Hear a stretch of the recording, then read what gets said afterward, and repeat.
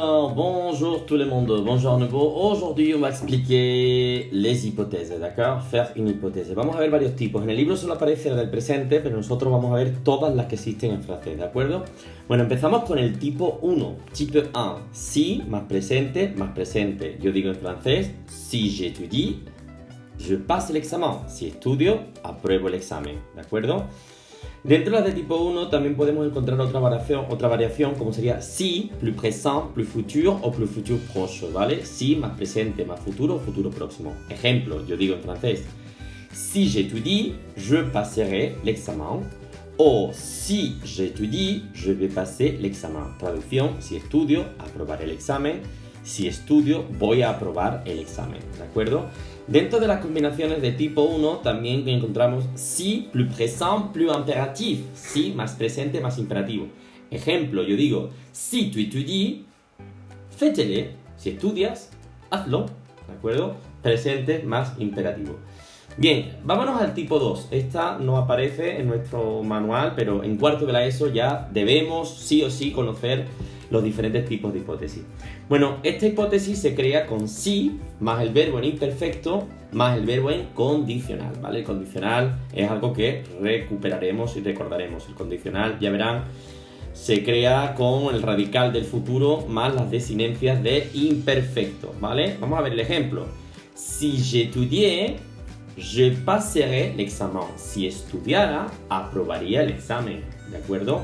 Esta sería la de tipo 2. Imperfecto, imparfait, plus conditionnel.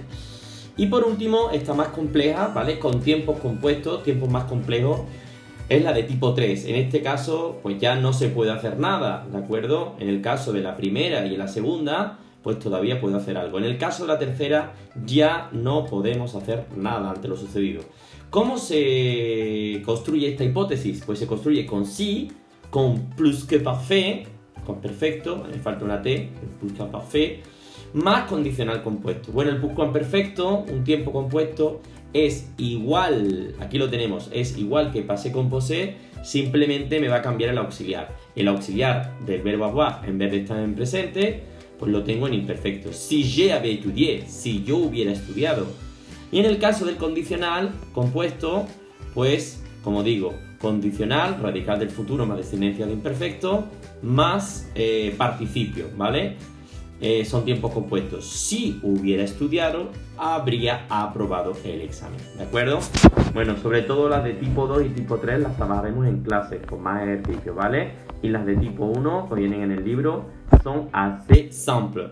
Bueno, sigo este tutorial con el siguiente apartado que nos queda ya para terminar la gramática de esta unité número 1. Particularité des verbes du premier groupe. Bueno, en los verbos del primer grupo dice au présent, le i des verbes en ie se transforma en i latina. Entonces, en presente los verbos que hacen el infinitivo en y, ¿vale? Esta y la van a transformar en i latina. Salvo en las dos primeras personas del plural. Vamos a ver el ejemplo. El verbo emplear. J'emploie. Ahí, y latina, tu emploies, y latina, il, elle, on emploie, y latina. Nous employons, y, vous employez, y, ils emploient, ¿vale? Como ven, pues aquí utilizo la y latina, salvo las dos primeras del plural. Otra particularidad, pues los verbos que acaban en ag, ¿d'accord? Pues también pueden conjugarse, en este caso, se conjugue avec un i latine o y, sauf les deux premières personnes du pluriel, únicamente avec y. Vamos a ver el ejemplo, porque además es curioso que me cambia hasta la pronunciación change. Vámonos con el verbo intentar en francés. Yo digo, j'essaye, pero también puedo decir j'essaye. Tu essayes, tu essayes. Il, elle, on essaye. Il, elle, on essaye. Nous essayons. Vous essayez, aquí comparten las mismas personas. Y la última, il, elle, essaye. Il, elle, essaye. ¿D'accord? Aquí se pronuncia un poco igual. Essaye, essaye. ¿Vale? Bueno, pues hasta aquí la gramática y las peculiaridades de los verbos que acaban en y en la primera conjugación. ¿De acuerdo? J'espère que cette vidéo a été utile. Au revoir, on se voit à la salle de classe. Salut!